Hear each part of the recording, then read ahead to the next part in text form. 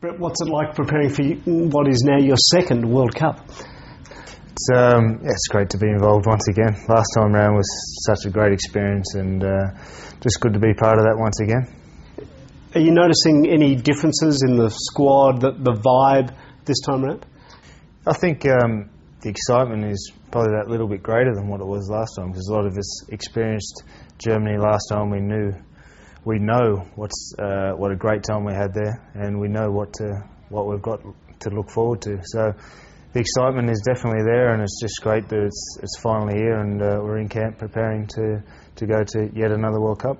You mentioned what a great time you had in Germany. What are the highlights that stick out in your mind?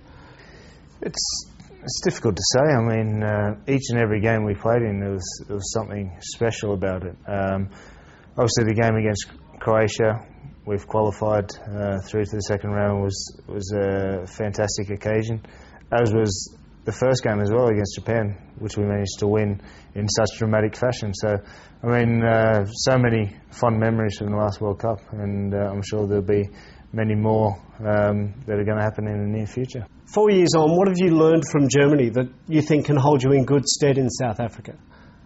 Yeah, I think obviously having been there and done it before, I think there's many things which we can take from the previous World Cup leading into this new one.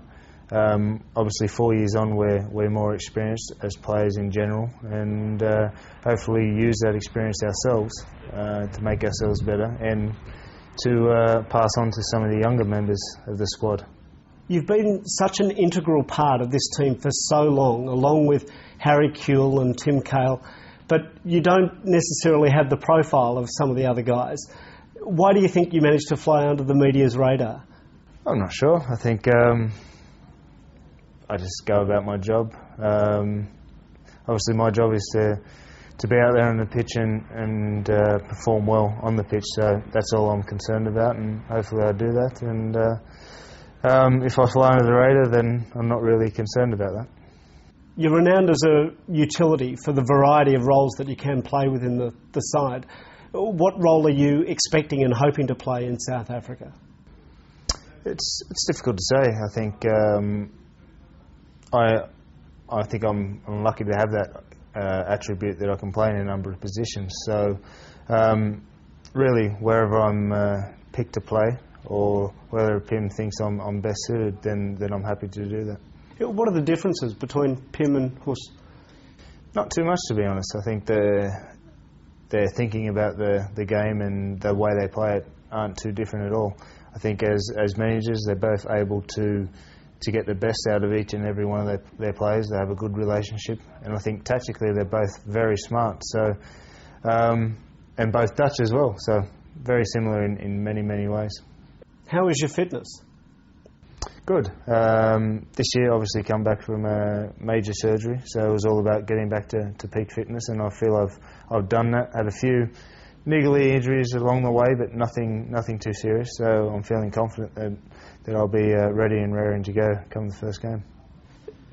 Are you at all surprised? I mean, you've experienced the green and gold shirts in Germany, but the number of people that are again looking to travel to the other side of the world, this time in South Africa, and support the Socceroos? No, I mean, it's fantastic for us to see the amount of, I think I heard the numbers of 40,000 Australians travelling to support us, so that's fantastic. And I was one of the lucky ones who had the opportunity to come back to Australia after the last World Cup and see what type of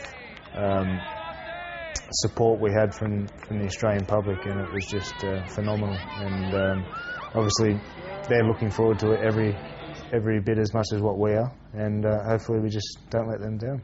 What would you like to say to those 40,000 who'll be travelling to Durban and Rustenburg and Nelspruit? Obviously, first of all, thank you for all their support. I mean, the Australian public's been fantastic for the entire 4 years since the last World Cup, and even obviously before that. But let's just go there, have a good time, and enjoy ourselves, and see what we can do. How has the World Cup changed your life and perhaps you as a footballer? I don't think it's changed me as a person. I think as a footballer, it's ticked one of the boxes. I mean, every footballer wants to be part of a World Cup. I was able to do that. So I've been very fortunate now going to my second World Cup. So as far as a player, I couldn't ask for any more, and hopefully we can just go there and obviously do as well as possible.